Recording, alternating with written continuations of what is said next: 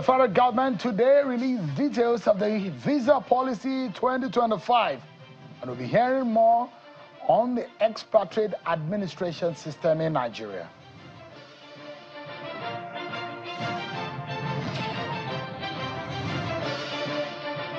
President Bola Tinubu has met with his Ghanaian counterpart, John Dramani Mahama, in Abuja today. We'll be getting details of what they met on right now.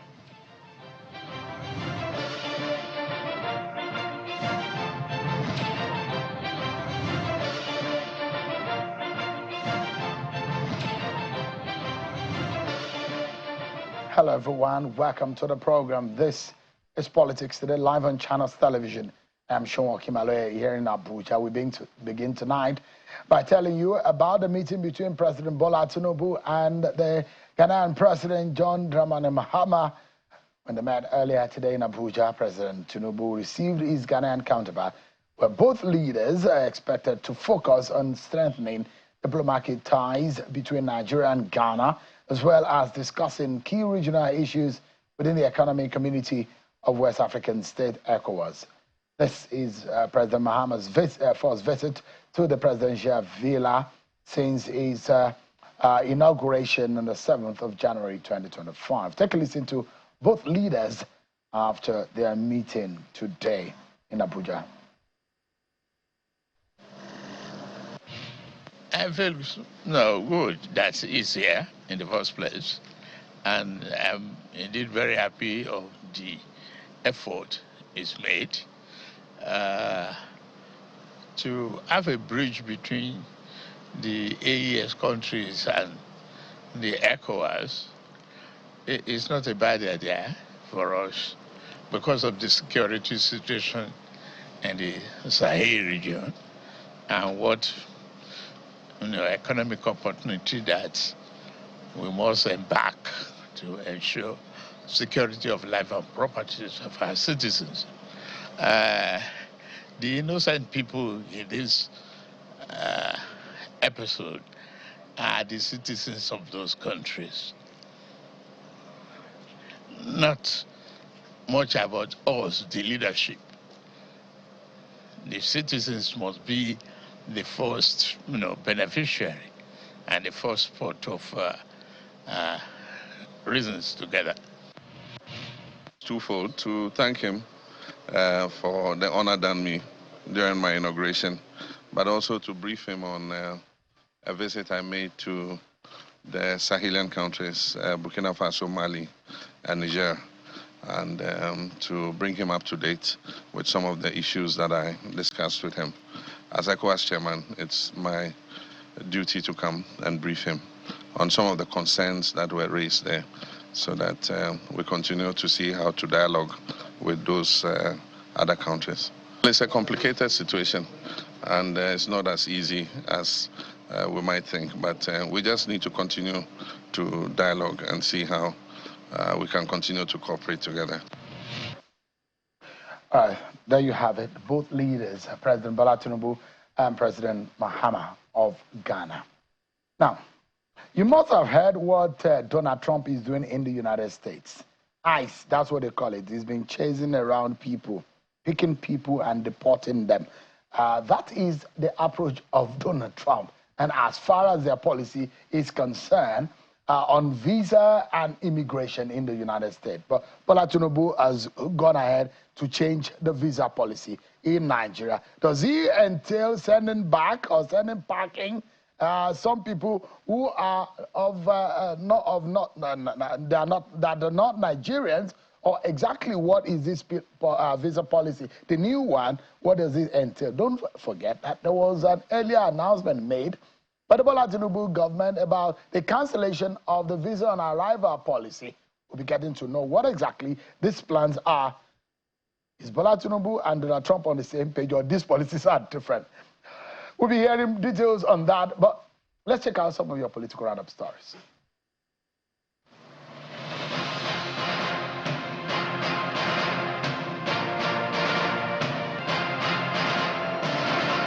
The Senate has thrown out prayers containing a motion seeking to rename the Independent National Electoral Commission INEC headquarters after the late Professor Humphrey Nwosu, the former chairman of the defunct National Electoral Commission (NEC), who oversaw the June 12, 1993 presidential election.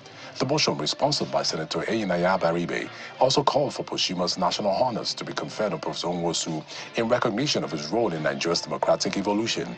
However, the proposal sparked a heated debate once again, with lawmakers deeply divided over Professor Nwosu's legacy.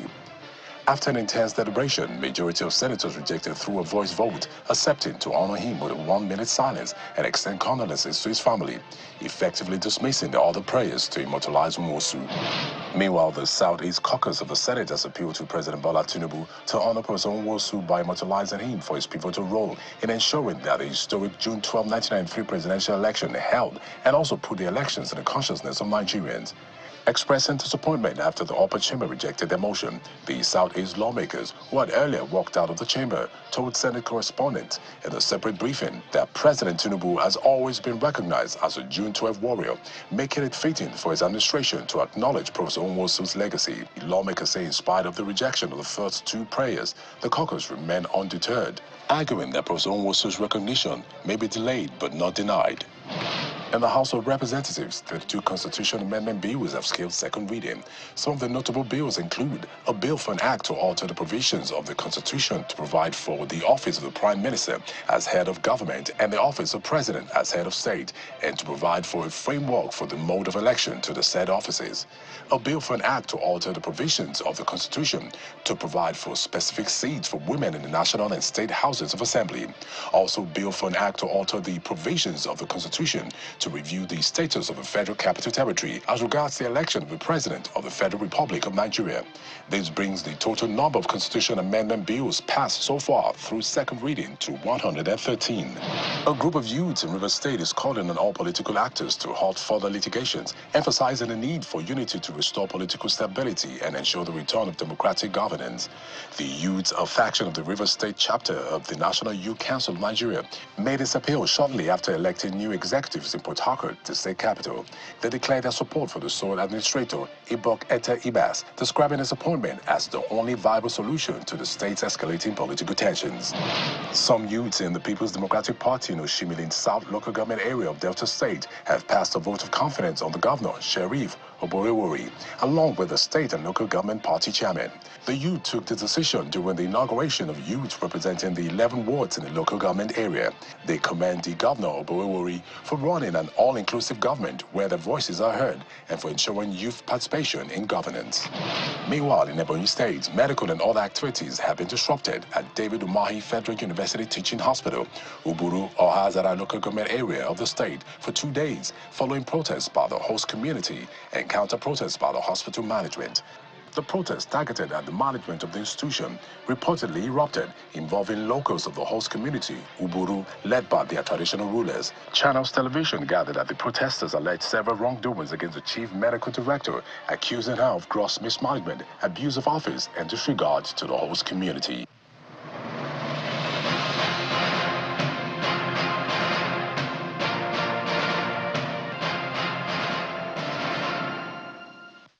Much everyone for staying with us on the program. The federal government today has been explaining some parts of its visa policy 2025 and has officially unveiled the much anticipated visa policy. Though it made an announcement earlier in March about the policy 2025, there is now some changes from the visa policy 2024 and visa policy 2025. In a high-profile meeting in Abuja today, the Minister of Interior, alongside top officials from the Nigerian Immigration Service and key government agencies, engaged stakeholders on these final details of the document and guidelines designed to enhance security, boost foreign investment, and streamline entry procedures. The policy introduced fresh categories of visa entry dynamics, which includes digital innovations and friendlier processes for tourists, expatriates, and investors.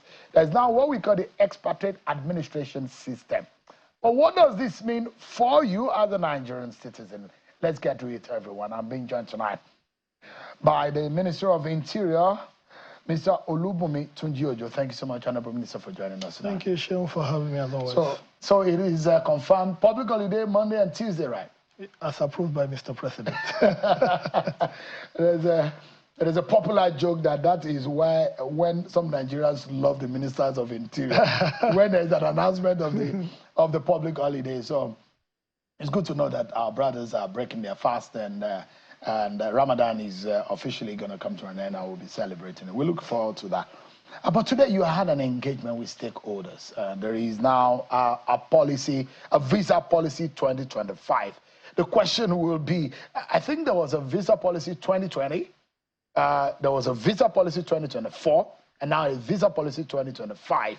And these are guidelines under the Ministry of Interior to guide the nation on how we approach visa application and visa issuance in Nigeria. But what are the major changes? What prompted you just within 1 year to have reviewed the visa policy?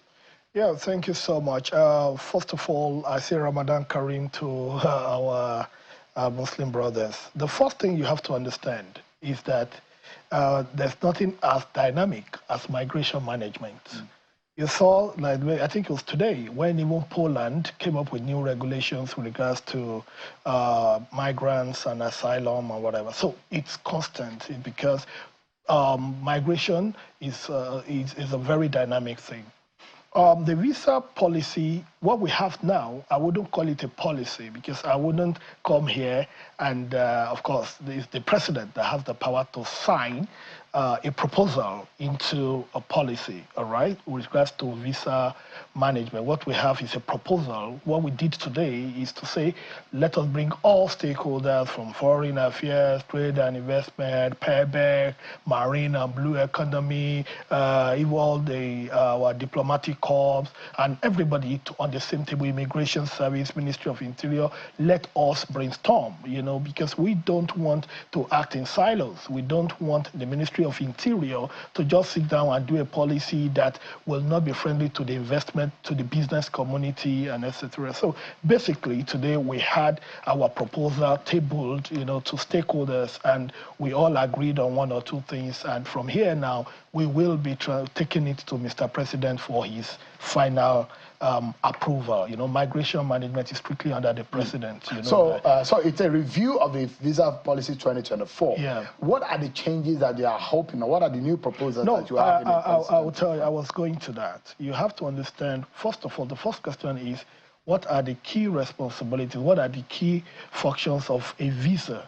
A visa is a document for both migration management and border control, as well as a catalyst for economic development. That's the crux of it. You have to build whatever you want to do on these three foundations, and that's what we've been able to do with the Visa Policy 2025. When you look at this visa policy, number one, in area of border control, the application system is different from what we used to have. Now we have about 3 channels of application.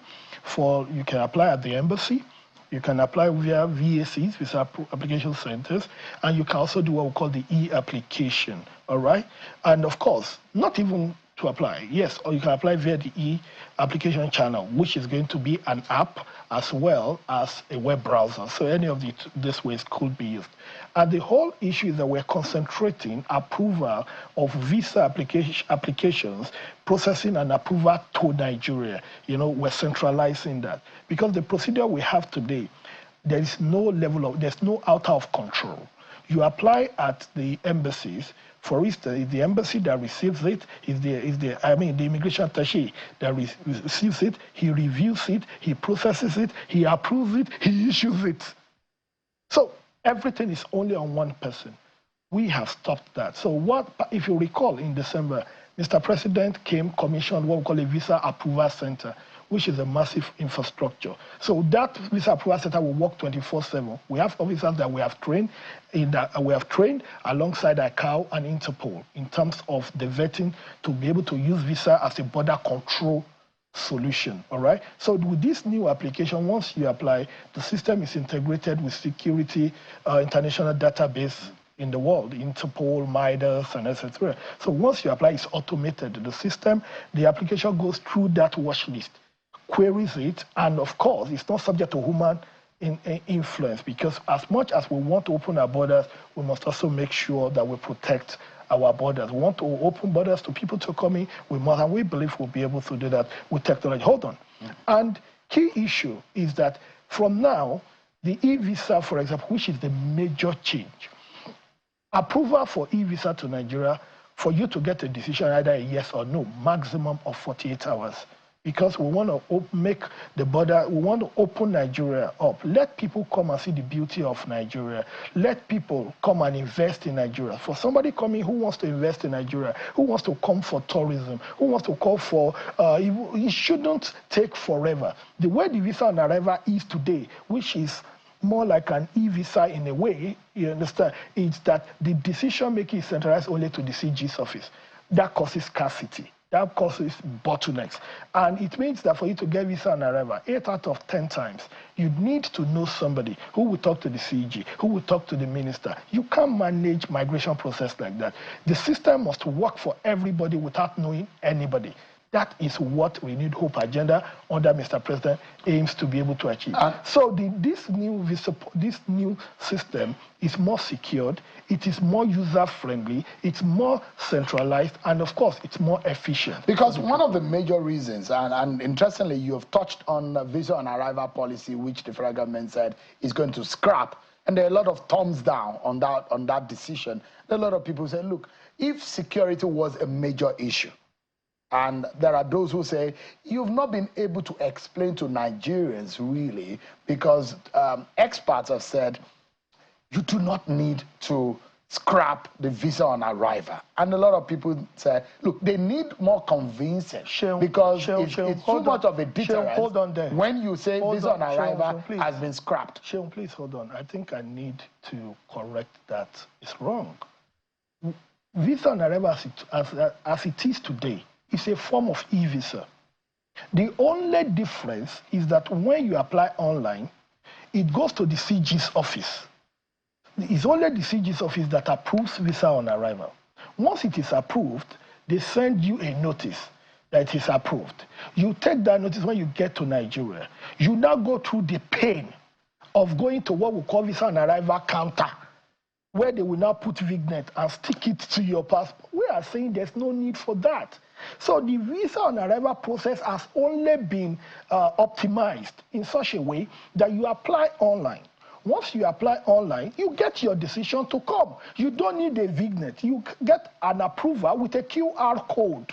All right? Like it is done in Dubai. It's what is done in Australia. It is what is done in Qatar. It's what is done in most countries of the world now for e-visa. You don't get approval for e-visa and get to Nigeria and go to another desk to see another immigration officer again to get another sticker. It is the bottlenecks is too much. And also, approval of people. Nigeria is a big country, the biggest black nation on earth. Let's call it a thing. We must make it easy for people, legitimate people, to come and explore the beauty of our land. We must open Nigeria up for business. That's what Mr. President is doing, working so hard every day to make sure that he increases foreign direct investment, working so hard every day to make sure that people come to Nigeria. And we are seeing the result. Last December, we called it Dirty December, we had the highest, it was astronomical.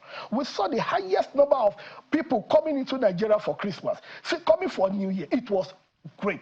That alone shows us that we need to open our space. We need to be able to do the background security checks without actually affecting the ease of passage. So what we are trying to do is to make it easy for people. So what we are saying now is that when you put visa on arrival side by e-visa, it's almost the same thing. But what we are cancelling is you coming to Nigeria and being subjected to another bureaucracy.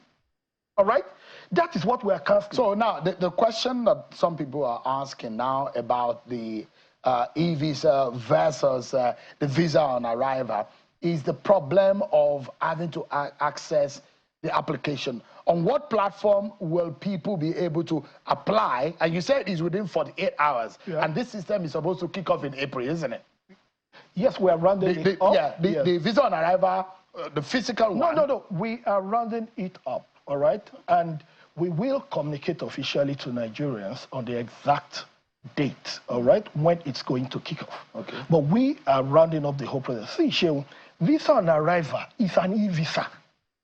Do you get the point? The only thing is that you need to get here and face another.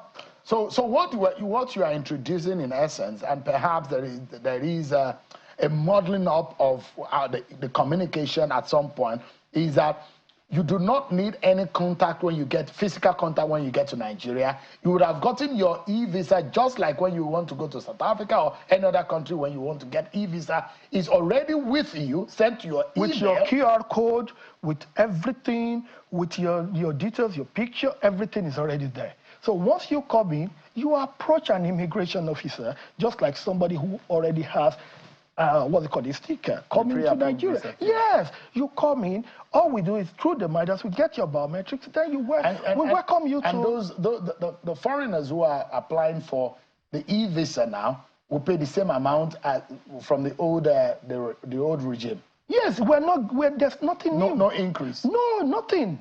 There is nothing, because now they go to VSCs, they do whatever. We are not bringing in any new fees. But the issue here, Seun, is this.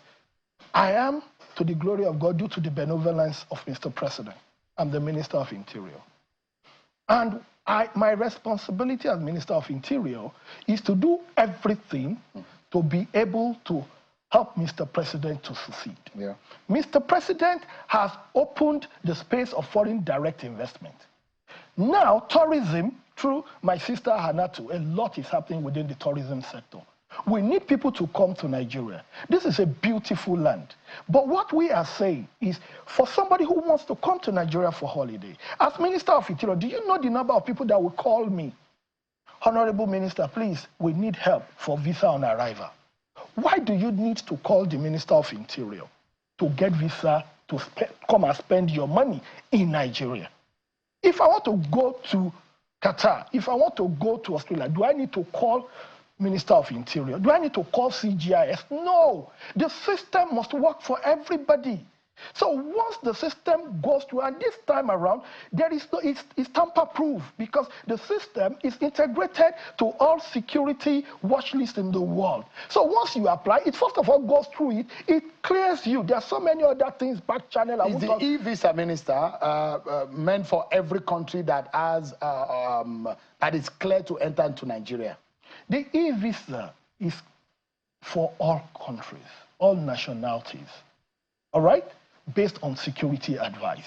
I will not say more than that, okay? Because there are certain things we wouldn't be able, because as I told you, visa is a migration and border control solution, as well as an instrument for foreign direct investment.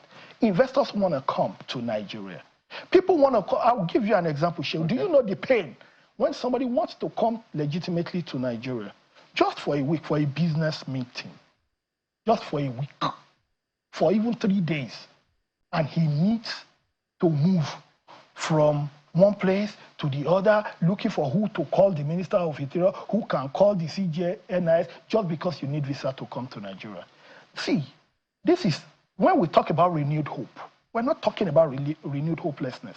I always tell you this, Seun. Every time I've been on this program, I've always said this. Renewed hope, it's not just, it's not about rhetorics.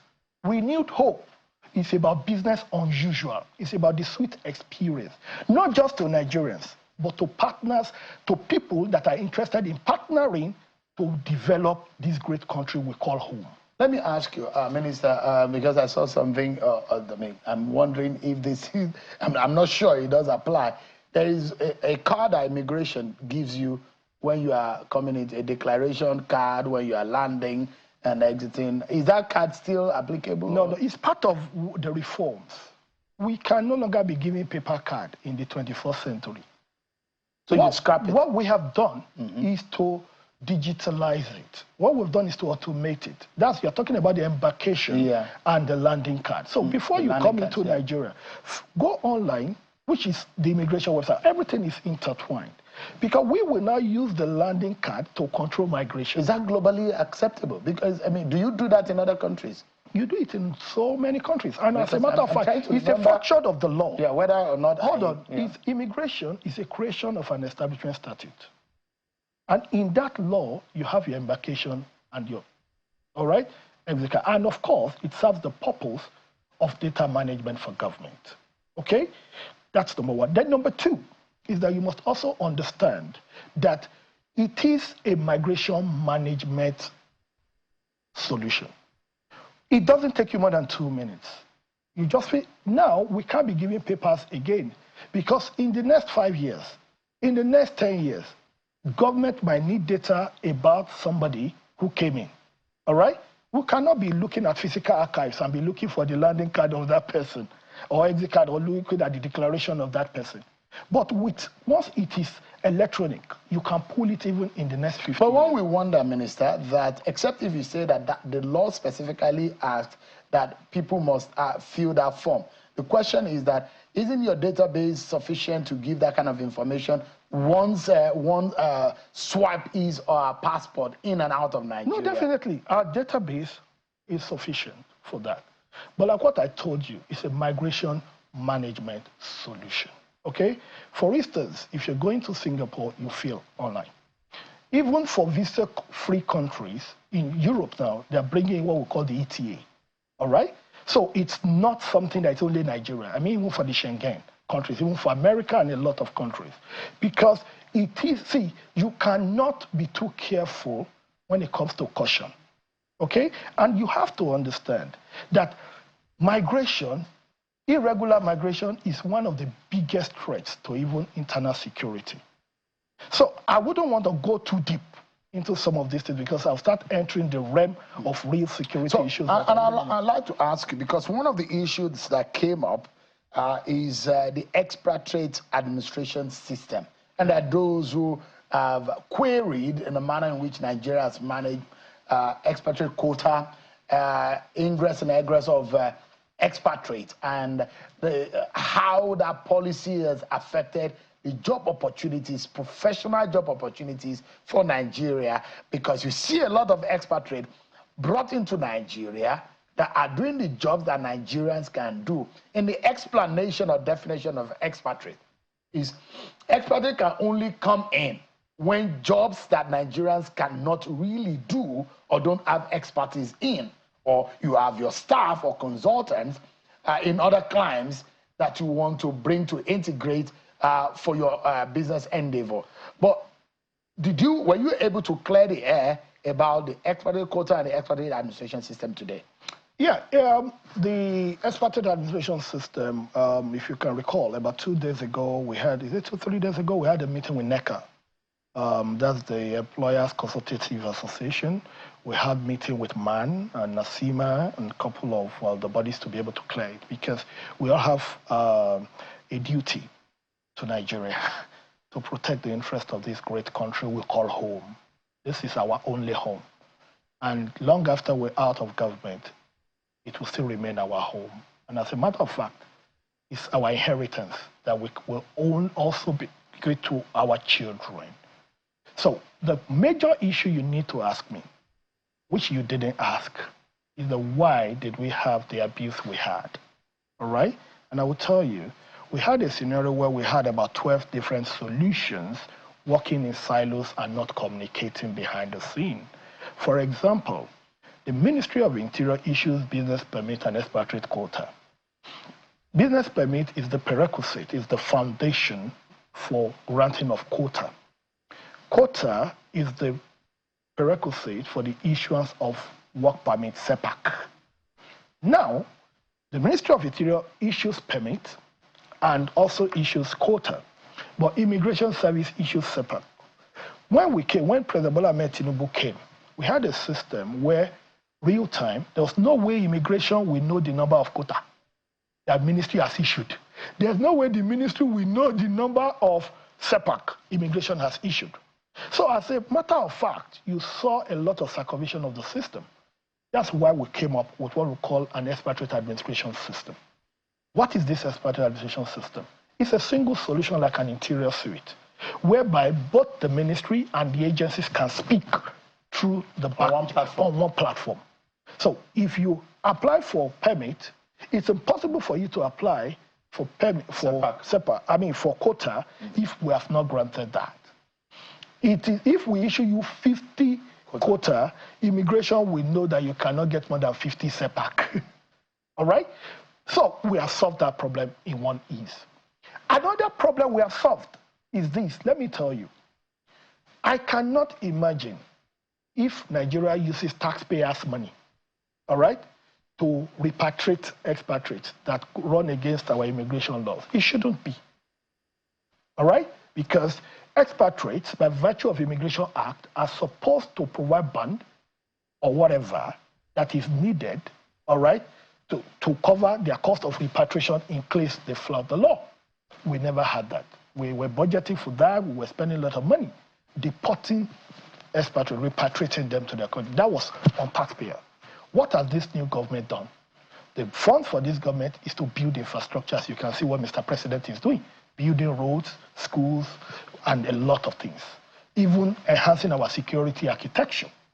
Now, we have solved that problem, whereby, by the grace of God, from the 1st of May, government would no longer spend money, all right, to deport people. That responsibility moves from government to the employers of labor. We sat down with NECA to discuss that, and they agreed that that is the responsible thing to do. Because when you go to the UK, if you are a sponsored, expatriate, it is the company, the employer, that government holds responsible for you. You hold your employers responsible, your employees rather responsible. So what we are doing now is that the companies will take responsibility because the expatriates are only in Nigeria upon the assurance of their sponsor. And who is the sponsor? The employer. So government is focusing more on the employer and let the employer hold that. That's part of what we are also doing. Then thirdly, the law also says for every expatriate there must be a certain number of understudies, about 3. These understudies are supposed to understudy you with the aim of knowledge and technological transfer. But we realized over the years that there are certain expatriates that have been doing the same job for 20 years. All right? And where are the understudies? So part of what this EAS does is a reporting module for, what is it called? Understudies, so that we can now start thinking this year, how many understudies took over? Next year, how many took over? From there, we will now be able to start the process of enforcement, because that's another problem that we saw. Understudies, there's nothing, there will not be having knowledge transfer and etc. We say no. All right, Minister, on that level, and this is what concerns me, you are doing the back channel reforms, which is good. But what concerns me is where the jobs that are due to Nigerians, private interests or private companies in Nigeria will decide to go and bring people of other colors, just sometimes because of their color, and bring them to take the jobs of Nigerians. And we are saying there is a huge unemployment in Nigeria. The question is that before you issue the business permit to grant the quota, how do you ensure that this job, because the only reason why you bring an expatriate is because there is no expert that can service that particular job as a Nigerian or in Nigeria. That is the reason for expatriate quota or expatriate in Nigeria. But we see a lot of jobs that Nigerians can naturally do, that expatriates are being brought. The question is that, do you have a process to checkmate that? Because the essence of that law, or the definition of an expatriate, is that you are bringing someone out from abroad that can do a job that Nigerians cannot do. Okay. Sean, first of all, you do not need you need an expatriate quota, all right, to bring in an expatriate, not a business permit. A business permit is what you issue to a foreign company that wants to come and invest in Nigeria. So there are two different things. Let's clarify that. Number 2, I told you, you only renew hope. We are not renewing hopelessness.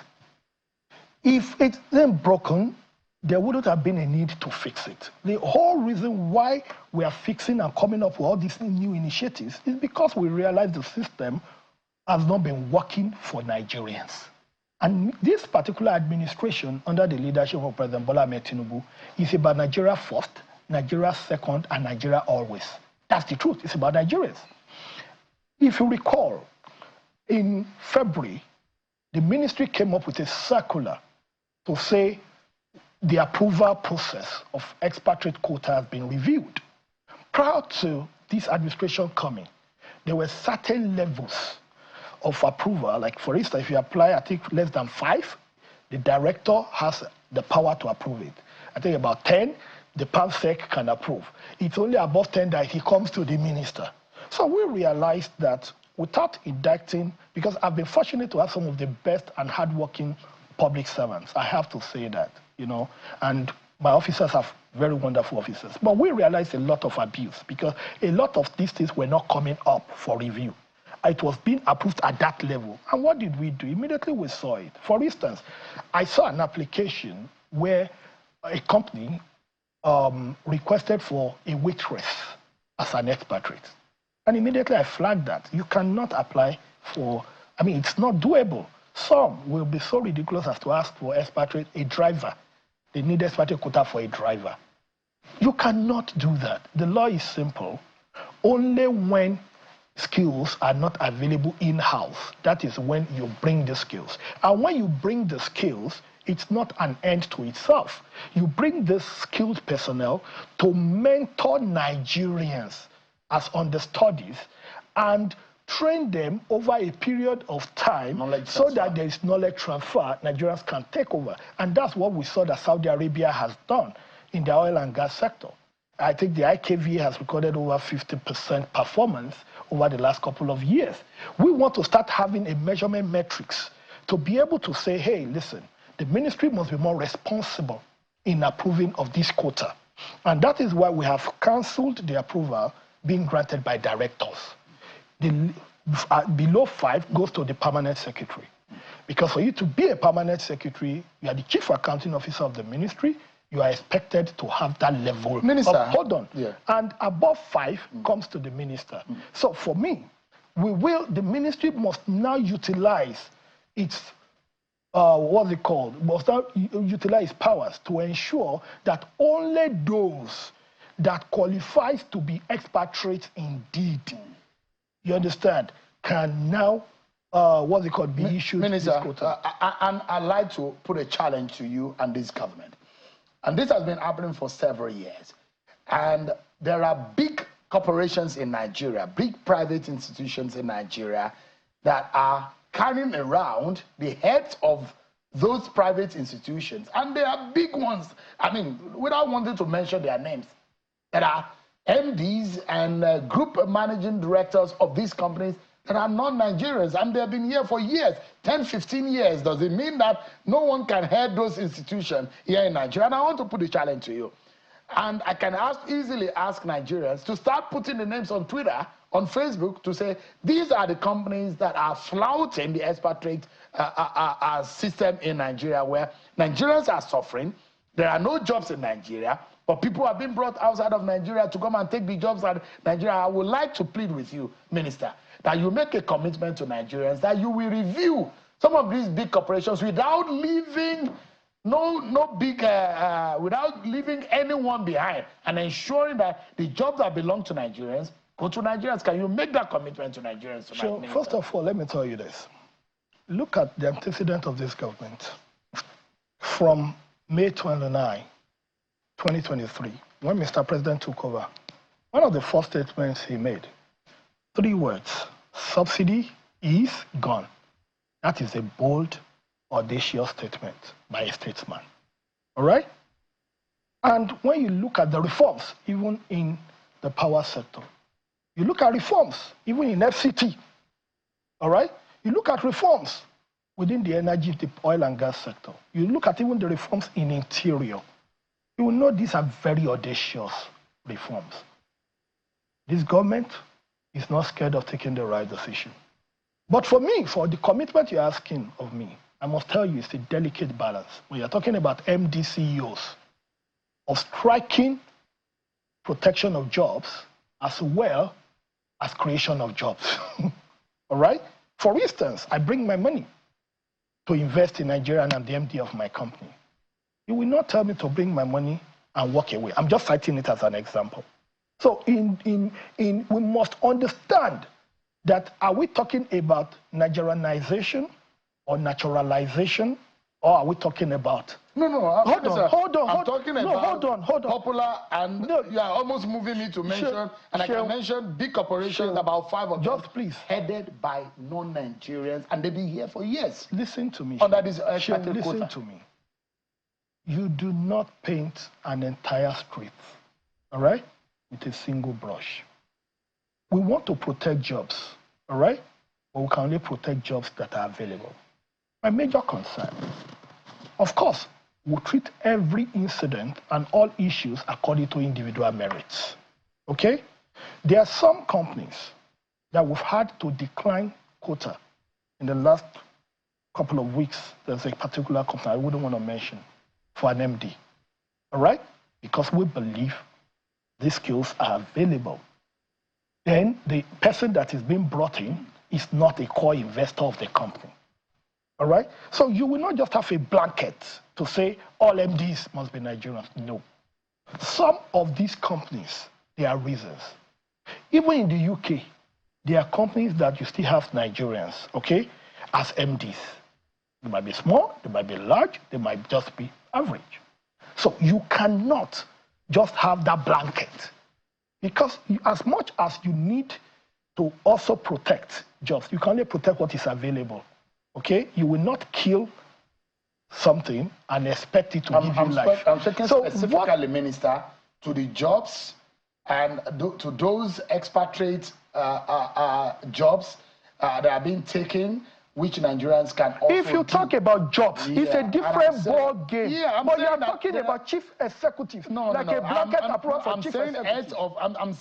I'm being specific, and you are almost pushing me to mention the names. But the commitment I want to get, and I'm holding your feet to fire as a public officer, Minister, to say that would you be reviewing those who are flouting the expatriate laws in Nigeria? Definitely. Because there are obvious ones that are flouting. Jobs are not available for Nigerians, but they are flouting the laws. I've been on this show too many times, right? Giving my commitments on issue of passport, right? On issue of visa administration, on issue of border control. This government under President Bola Ahmed Tinubu gave assurances, and we fulfilled it. On this one, would you do it? That's the question, Mr. Minister. If we don't have the mind, if this government does not have the mind of sanitizing the process, we will not be here talking about it. So you will review. That's a commitment. Of course, we want to hear it. A commitment. That all these big companies that think that they are powerful, will be and they can... let me tell you, there will be no sacred cow. That is what we want to hear, Minister. And you can be sure of that. Let's take a pause, Minister. We need to go on a break. But when we return, there are other concerns under the Ministry of Interior. One of it is the administration of our prisons and these centers. Sometimes we've had many breaks for our comfort. What is this government doing about the attacks on our prison services? We'll be right back after this break, everyone. Join us again.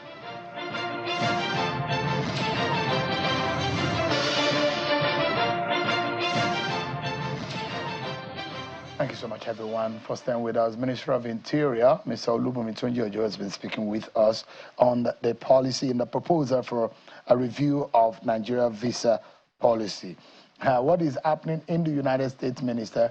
Those who are saying that Donald Trump is not joking when it comes to that, and there are those who believe that Nigeria really needs to also tighten up and ensure that our borders are secured, and people whom we do not, who pose as threat to our nation are not allowed into our country, which brings a big question whether the visa policy takes care, because the very key element of the visa policy proposal is the issue of security and protection of Nigeria.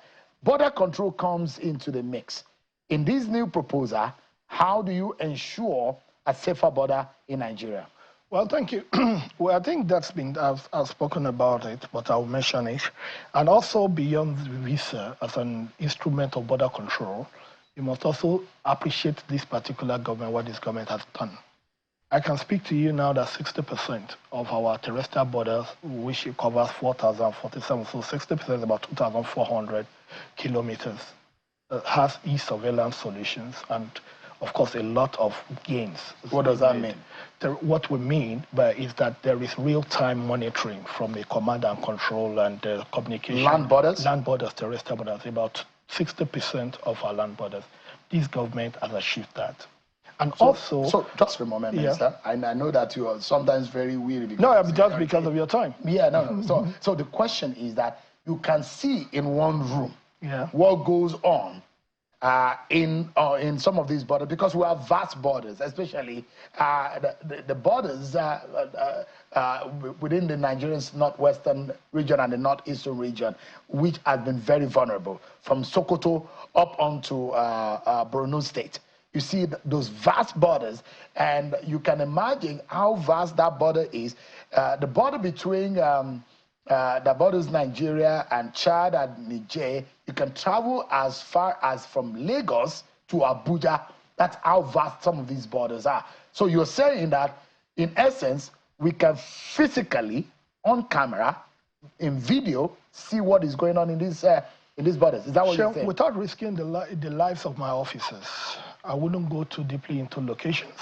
But what I can tell you is that there's e-border surveillance in 60% of our border space at the moment. Going into details is risking the lives of my officers. How intelligent are these borders, Minister? Minister? I will not be. That's what you call an electronic solution is an intelligent solution. That's it. So a lot of gains had been done as part of what Mr. President came to commission in December. Sorry, I'll push a bit further, Minister. Yeah. There are those those borders that are so intelligent that even at night, the night vision, technology has gotten to that point that it almost will see clearly. There are those who have the motion detector that easily, are those capable? Are those technologies that you are deploying capable of that? Sure.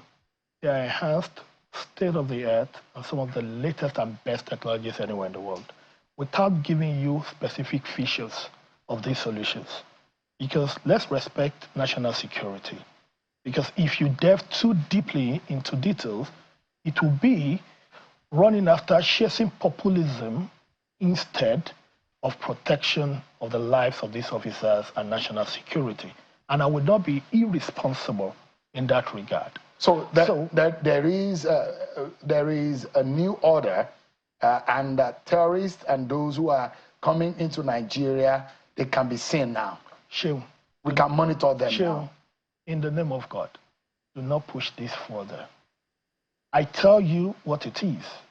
60% of our borders, and the phase 2 is presently, we're working on the phase 2 now, so that we'll be able to cover the entire 4,047 kilometers. And this has been done in the last 1 year. That's part of what President Bola Ahmed Tinubu has achieved since he came into office, okay?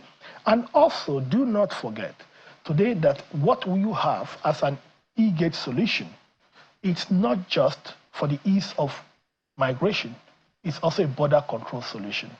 And if you notice, I said it in one of the stations, in the last couple of weeks, the number of people on Interpol red list that have been apprehended at our airports, you rarely see that happen.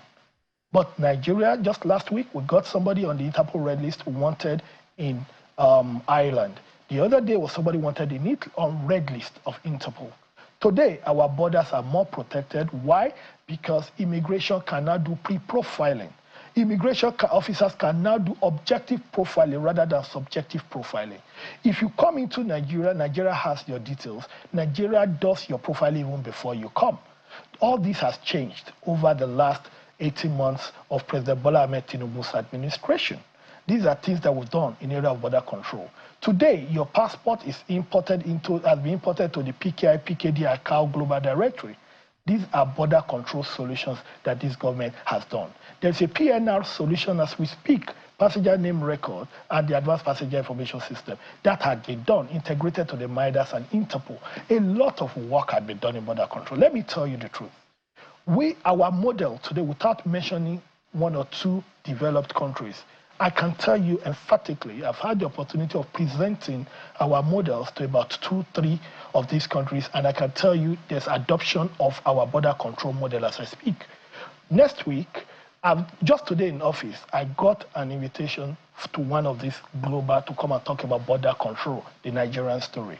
What we have been able to achieve under President Bola Ahmed Tinubu with regards to border control, it's something that is better imagined, you know. All right, Minister. So in area of border control, the government has done so well. Let me quickly take you up on, I just want to wrap up quickly on the visa policy so that I can go into, because one of the promises you made on this program is about how the renewed hope, because you're always hammering on renewed hope and how you will create jobs, and I'm going to wonder.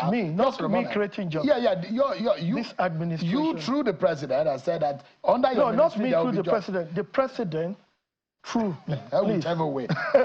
Minister, did you or did this government remove any country on the e-visa list? I don't understand that. And I'm not going to talk about that here, Sean. Are there countries that cannot apply for e-visa? I'm not going to talk about that. Is China off that list? China is a major trade partner to Nigeria. And I said it today at the program. China is eligible because we will not paint an entire street with a single brush. There are some Chinese people doing fantastically well in Nigeria, employing people, doing well. There are some that are bad eggs, just like there are some people in other climes that are bad eggs, but we would not generalize. So please, I have said China, if you're being specific about China, China is eligible. Is Sudan, Afghanistan, Iraq, are they eligible? Sure. I will not talk about this here. For what purpose, Minister? I will not. For the sake of Nigerians, because you're not speaking directly to me. For the sake of national security, I will not talk about some topics here. Okay, I'd like to just leave it at that. How much of jobs have you been able to provide under your ministry in the last 1 year? Because that's one of the things that the president, he promised boots on the ground. And NSC, the Nigerian Civil Defense Corps, is under your purview, the fire service, the immigration. Has that promise been kept under your ministry? Sean, let me tell you, when you talk about job creation by Mr. President, you have to differentiate direct and indirect jobs. Which one have you created? Hold on. When you talk about job creation, I just want to correct that. Or not correct, I just want to express that. Talk about direct and indirect jobs. The Mr. President's promise to Nigerians is about direct and indirect. But direct jobs are jobs that, for instance, puts financial pressure also on government. So in you giving direct jobs, it has to be on needs basis. All right? Do we need this job? It's not as a poverty alleviation. But through policies and investment, foreign direct investment, you can create millions of jobs, which this government has done a lot. But I'm not Minister of Information. I'm not Minister of Trade and Investment to give you the statistics. But you know, with investors coming here and there, they're bringing money, they're opening business, that is, job. But if you're talking about government direct jobs, of course, under Ministry of Interior, Mr. President, we did about 2,500 fire service people recruitment, all right? And that is because we understand that fire service, just like anywhere in the world, is not statutorily just for fire. They are first responders in cases of emergency. And you cannot plan to have a $1 trillion economy, or you want people to come and invest without a functional emergency response system. You will be joking, and Mr. President understands that. And that is why this particular administration has done that. Also, when we came on board, in fact, it was done before I came on board, there was recruitment of immigration service and co. But with exception to the fire service that had been done under this administration, none has been done. But for the 2025, there are plans to be able to recruit more people to Nigerian Immigration Service, especially to put boots on ground in our borders and to be able to man our borders. There are plans to also recruit people into the NSCDC. A lot of them will be trained in areas of critical asset protection and, of course, agro rangers to be able to protect our farmlands and etc. Minister, just hold on. Yeah. And of course, there are plans also to be able to recruit more people into the other agencies. All right, in so line with yeah, because of our time, quickly, another thing, a lot of people who I know that work under some of these parastatals under the ministry will talk about welfare and how much of the welfare is this government doing. Yeah, jobs are good, but what about the existing staff? Are they enjoying good welfare? And I'd like you also to touch on this emergency service on the federal level. Can you pick a call? Is there an easy dial number when if you have, I'm not sure any Nigerian can boldly say, they can dial an emergency number to get any emergency service in this country? And is that one of the things that this government wants to do? Yeah, let me tell you, in terms of welfare, I would have loved you to ask an officer, any of these our officers. It has never been better. It has never been as good as this. Because under this administration, in the last 18 months, over 52,000 officers had been promoted. This particular administration cleared all promotion backlogs. As we speak, we have started 2025 promotion exercise. We are not treating 2024. We have started 2025. And under this particular administration, happens to be the first time since 1986, when the board was established, that promotion will be completed within the calendar year. Promotion for that year. This particular administration has done that. Even their rent allowance, their peculiar allowance, it was this administration that brought it. Issue of their life assurance policy for our officers, our paramilitary officers. This particular administration. Unfortunately, Minister, we are totally out of time. But one major issue, just in 30 seconds, if you can mention, you're not able to mention the easy dial number for emergency service, but issue of there is a Cotton Carfi custodian center break where 12 prisoners escaped. The question is that one too many. We've had these. When will this stop? We never had a jailbreak. Please let me correct that. So it's an attack on Hold that, on. yeah. Yeah, it was we never had a jail attack, rather, because it was an insider. Nobody, no wall was breached, nothing. It was their internal issues in negligence on the part of some of our officers, and we are treating that administration. Is it deliberate? Because the whole... Was it deliberate? Hold on, I would not say that because it's still under investigation. But the key issue is that when you look at the perimeter fencing, this particular administration built it. The whole place is solid. And out of the 12, like very unlike before, I can tell you as of today, about 7, if I'm not wrong, yes, I think so, about 7 of these 12 they've been rearrested. Because now there is biometric capability. And now we're partnering with other agencies now. It was not like what happened before, that getting the data of Minister, we're totally out of time. We need to go home. And I'm not sure your ministry is rich enough to be able to pay for extra minutes. But thank you so much, Honorable Minister for Interior. For your time tonight. I appreciate it. Thank you so much for That's our show for tonight, everyone. Many thanks for watching. I'm sure God bless Nigeria.